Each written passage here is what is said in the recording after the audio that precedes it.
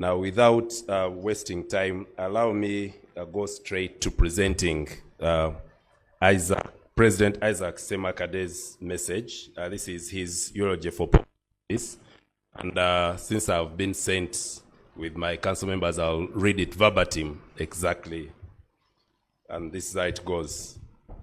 Colleagues, as a disciple of justice, I address you today from abroad to mourn and celebrate the extraordinary life of Pope Francis, a man whose radical spirit mirrored my own in ways that ignite both tears and fire in my soul. We gather to honor a giant, a shepherd, a revolutionary clothed in humility, whose legacy intertwines with mine as two radicals bound by unyielding love for marginalized and relenting courage to defy the suffocating grip of convention. His passing is a wound to the world, yet his life remains a blazing torch, illuminating the path for all who dare to dream justice. Pope Francis, born Jorge Mario Bergoglio, was no ordinary pontiff. He ascended to the papacy not to sit comfortably on the throne, but to kneel at the feet of the poor, the broken, and the forgotten. His was a radical gospel, not of platitudes, but of action. He tore through the gilded curtains of tradition with a heart ablaze of inclusivity, welcoming those the world had cast aside, the refugees fleeing war, the prisoners yearning for freedom, for redemption, the queer souls seeking love in a church too often called to their cries. I weep for the tenderness with which he washed their feet, for the ferocity with which he denounced economic inequality as a sin against humanity. His voice thundered against the excesses of capitalism, calling it what it was, a machine that grinds the bones of the poor to dust while the rich feast. He was a reformer, unafraid to rattle the ancient bonds of Catholic Church. He challenged its hierarchy, its wealth, its silence on issues that mattered. That's climate change, migration, and the dignity of every human soul. Oh, how the conservatives trembled at his audacity, how they scorned his humility, riding a simple Fiat instead of gilded chariot, living in a guest house instead of a palace. But Francis knew what they could not grasp. That true power lies not in pomp, but in the quiet strength of standing with the oppressed. His willingness to wade into controversy, speaking of mercy for the divorced, of dialogue with the marginalized, made him a light rod, yet he stood firm, his eyes fixed on a horizon of justice we could all aspire to reach. And here I stand, a man forged in a different crucible, yet tempered by the same flame.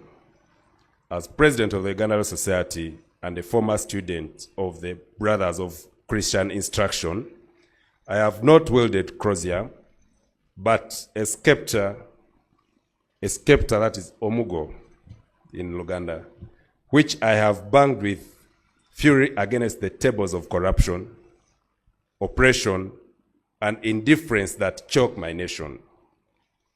Like Pope Francis, I have refused to bow to the status quo. I have seen the faces of the marginalized Uganda, the farmers robbed of their land, the youth crushed by a justice system that serves the powerful, and the voices silenced by the government blind to accountability. My heart breaks for them, and my spirit rises to fight for them. I have challenged the establishment, the judiciary, bloated with complacency, government shielded by impunity. I have spoken a knowing truth that ban, calling out corruption and charlatans not as a mere flaw, but as a cancer eating at the soul of Uganda. They have threatened me, mocked me, branded me a troublemaker, and forced me into exile. But like Pope Francis, I know to be radical is to embrace the storm, to stand in the rain of adversity and shout until the walls of injustice crumble. My advocacy is not polite. It is a cry, a roar, a demand that law serve the people, not the powerful. Look at us, two radicals across continents, tethered by a shared vision. We are not radicals of chaos, but of conscience, men who saw the world as it was and dared to imagine it anew. Pope Francis banged the table of the church steeped in tradition. I banged the table of a legal system mired in corruption. His Holiness spoke for the poor of Buenos Aires and beyond. I spoke for the dispossessed of Kampala and the villages forgotten by progress. We both understood that justice is not a gift bestowed. It is a garden cultivated through sweat, tears, and defiance. Our enemies were the same: entrenched power, apathy, fear of change. Francis faced the scorn of cardinals who clung to their privilege. I faced the wrath of politicians and judges who feared my voice. Yet adversity did not break us. It forged us. When they criticized his progressive stances, Pope Francis doubled down with love.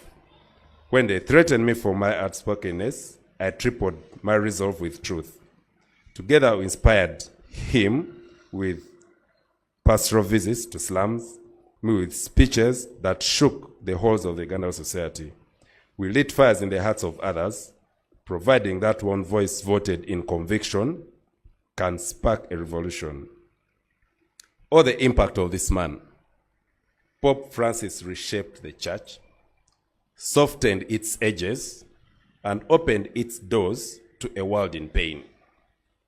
His Holiness encyclicals on the environment, his pleas for peace, his embrace of the outcast, these are not mere words, but seeds planted in the soil of humanity, sprouting hope where despair once reigned.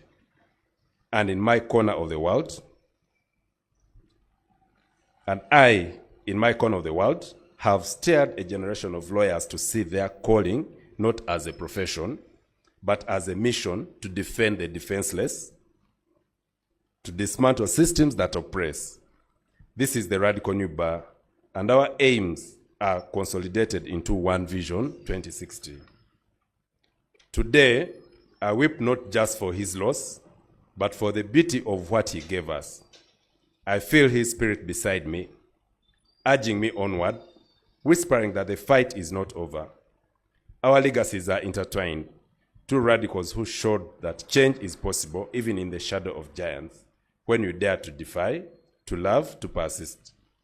As I bid farewell to Pope Francis, my brother in this sacred struggle, I implore you, do not let his light dim. Embrace the radical spirit we shared.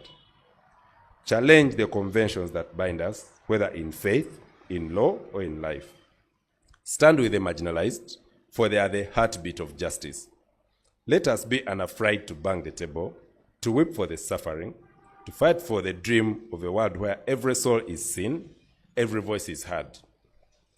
Pope Francis, you are a radical, a father, a friend. Your life was a hymn of justice, and I will sing it until my last breath. Rest now, not in silence, but in the echoes of transformation you inspired. For it is through radical acts of love and justice, yours and mine, that we will change the world. Farewell, George. May your soul rest in peace. Isaac Ssemakadde, President, Uganda Law Society. Thank you very much.